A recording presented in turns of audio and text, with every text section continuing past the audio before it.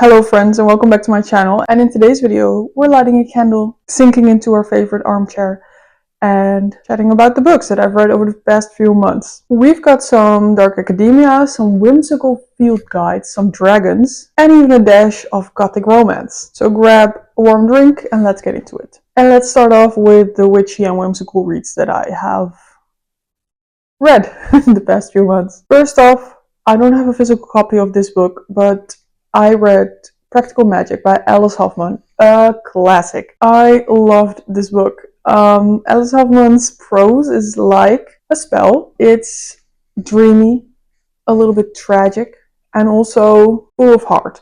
And I actually listened to this one on audiobook, and the lady that narrated it, she was the perfect book narrator, especially for this one. It felt like, maybe this is a bit harsh, but it's a compliment. It felt like my grandmother was reading it to me. It was so good. And I really adored the generational story aspect of this book. So this is about, what's their name again? A family with a name, and I don't really remember the name because I'm really bad with names, but it's about two sisters. It's about two sisters that get orphaned and then they live with their aunts and they grow up to be outcasts of the town because they are seen as witches, which they are. And they grow up and you see them grow up and then they go their separate ways and one of them has kids and then you see the two girls that she has grow up as well. And you know, that goes with some struggles, especially in the man department. I really, really, really like this book. It was amazing. And so, one part that I really enjoyed as well was that the mother of the youngest two daughters, she is constantly denying the existence of magic and witches, even though she's right in the middle of it. It's really funny to me. So, 5 stars. It's a classic, and I really want to watch Practical Magic right now. Next up is Emily Wilde's Compendium of Lost Tales, which is the third book in Emily Wilde's stories, and I always really enjoy Emily Wilde. She is a Oxford professor in the study of fairies. So, and she goes to field experiments, and then these books are basically her field notes, and really love it. Of course, these are children's books, but it's amazing. I really enjoy Emily Wilde, and I hope there's going to be a fourth book in the series. In this book, what did she do? The first book, she's gone to make an encyclopedia of fairies, and she goes on a trip to Sweden, I think, the north. And because there is this very elusive type of fairy there that she wants to find and describe in her encyclopedia. And then her scholarly rival comes along with, and there's something not entirely right about this man. And then in the second book, she is making a map of the other lands. And in this one, she is making a book with lost tales, which is also really fun. And I remember what she's doing. She's trying to defeat a enemy of the rightful king to the fairylands. I'm trying to not give you any spoilers if you haven't read the first two. So, love. And the next witchy book that I read over the past few months was The Familiar by Leigh Bardugo. And this one had gothic bones and like witchy textures, but it just didn't really do it for me. It was a good book. I gave it 3.5 stars, so it's still a good grade. And the atmosphere was beautifully done and it was very interesting, but it didn't hit the spot for me for some reason. And there's no reason for it not to. For a lot of people, this would really, really, really hit the spot, but not for me. It is a historical fiction about a girl that is a witch and she's trying to hide it because it's the Spanish Inquisition, so she will get murdered if she's a witch. And she's living a very hard life, and then there is this contest and she's participating in it where she does magic, so it's very dangerous as well. And if she wins, she will have a great and lavish life because she will be very close to the king. And it's in Spain, by the way. So it was nice. I liked it. I liked the way magic was made because it was through song, and it wasn't the best book I've ever read, but it was very good. And it's not that the book wasn't good, it's just that it didn't fit me particularly. That's it. Now let's move on to more fantasy and sci-fi books. I read Golden Sun and Morning Star by Pierce Brown, which are the second and the third book in the Red Rising series, which I loved. I have never read sci-fi before this, and I really, really, really, really, really enjoyed this. I don't know if if sci-fi is a genre for me in the future, like other books, but I did really enjoy this one. So Red Rising is about a society. It's very advanced. It's our society, and we colonized Mars and all the other planets, moons in the universe. Well, not the universe, but in our solar system. And the people all evolved to have different colors. So there is reds, there is blues, there is grays, there is yellows, there is golden and silver and obsidian. All different types of colors. And people have been assigned different jobs based on their color. And basically the gold people rule the worlds, and all the other colors are basically enslaved. And Red Rising is about, well, the reds are rising, but part of that is that they transformed one of the reds, which is the lowest of the lowest color, that is basically enslaved to do very hard work and not live very long because of how hard the work is. And they transformed them to be a gold and to infiltrate the Golden Society and basically ruin it from within. And well, the series ended, but there is more books in the series, so they move on like later. I think the next book is 10 years after the end of the trilogy. I loved it. I really like the concept of this society where people are enslaved. This sounds weird, but I mean, like, I really like that concept because it's something humanity has been doing for centuries and actually always, and it's just fun to see the people that are down below and being oppressed to rise up and win. I just like that, and I also like the sociological aspect of it. So needless to say, Pierce Brown continues to emotionally destroy me. And these books are very fast-paced, intense, and surprisingly philosophical. Well, is it surprising? No, it's not surprising. But the main character is very good. I don't know. I don't know how to explain it. He is very good at the war thing and simultaneously very deep, and he can really, I don't know. I don't know what I'm saying. I loved it. Read it. Now, I've also read some books from Brandon Sanderson. I read The Way of Kings Part 1, and I read The Frugal Wizard's Handbook to Surviving Medieval England, which the title says it all. It's hilarious, clever, and somehow also heartfelt, and it reads kind of like a guide to time travel, and there is some mystery and some high stakes and fighting, and it's fun.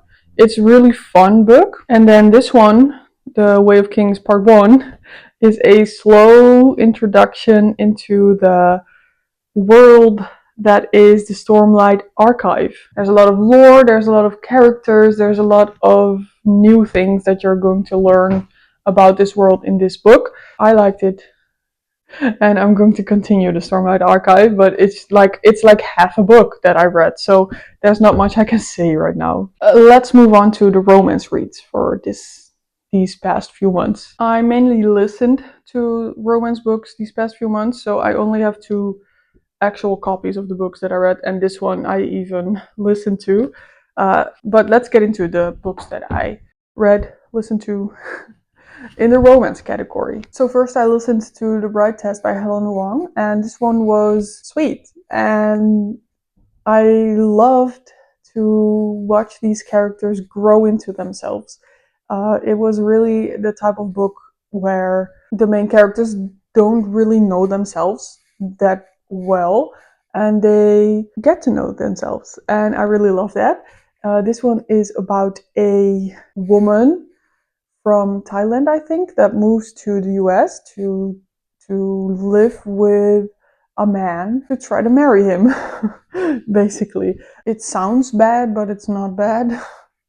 And they end up really loving each other at the end. So, like any good romance, and I gave this one 4 stars. Next, I read How to End a Love Story by Yulin Kwong, and honestly, I don't remember this one.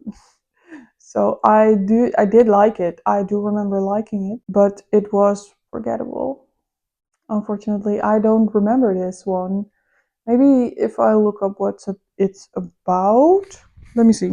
Did I even read this? How to End a Love Story, except enemies to lovers. Is it? Ah, yeah, the TV show thing. Yeah, I remember. But that's basically all I remember. They worked together on a TV show, and there were a few gaps. There were a few things that didn't make sense, but I don't remember what they were. It was fine. It was a fun story. I liked it well enough, but it was a bit bland. Sorry. Let's move on. Now, I read 2 books by Ashley Poston. This one, The 7 Year Slip, and also a novel love story. This one is the one about the apartment where she lives in an apartment, and every once in a while she walks into the apartment and it is the same apartment but 7 years in the past. And a man lives there, and they go on romancing each other. And the thing about this book is that she goes back in time like 3, 4, maybe 5 times. They meet 5 times for like one day, only in the apartment. So, and then he waits 7 years for her. True love, or not really that realistic? I don't know. Uh, I liked it well enough, but yeah, those were my complaints. There was no actual building up the romance. It was mainly about her and her work life. And then at the end, they end up together for some reason. There was no actual romance in it. So 3 stars, I guess. And then I also read a novel love story by the same author. Novel love story. What was that about again? So this was about a woman that loves this romance book series that takes place in this small, quaint little town, and the author of the book series dies. So she has these friends, and they meet every year to read the books and talk about the books, and but no one could make it that year, so she goes alone. And somehow during a thunderstorm, she ends up in the town where these stories take place, which is so fun. But I also had a complaint about this one that didn't make sense to me. So she meets this guy in the town that wasn't there in any of the books. And there's this place where things are being written up and like drafts are visible. And there she sees that this guy is a new addition to the books. The author was writing about him, and then she died. And it's actually her own husband, the author's husband. And it seems like he was written into the town, so he shouldn't be real. And then she leaves the town at the end and she meets him, and somehow this guy, the real guy, not the character guy, knows everything that has happened in the town, which is weird and it shouldn't have been that. It was confusing, but I liked it well enough. It was fun. It was a novel love story, I guess. 3 stars. The thing with romance for me, it never really hits the spot. It's always about 3 stars for me, mostly. But I have one author Ellie Hazelwood. She always hits the spot for me. They're always 5-star books. It's like she knows me. She knows who I am inside and out. She knows me better than I know myself. These Ellie Hazelwood books are therapeutic for me. I love them. And this one is about a Stanford student that is also a top sporter.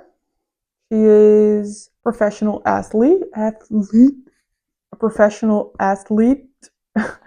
uh, but like in college. So I, the American way is lost on me, but she is a college sporter, and she meets this guy, and he's also a professional athlete. He actually went to the Olympics for swimming, and she is a diver, like from the dive board, boom, boom.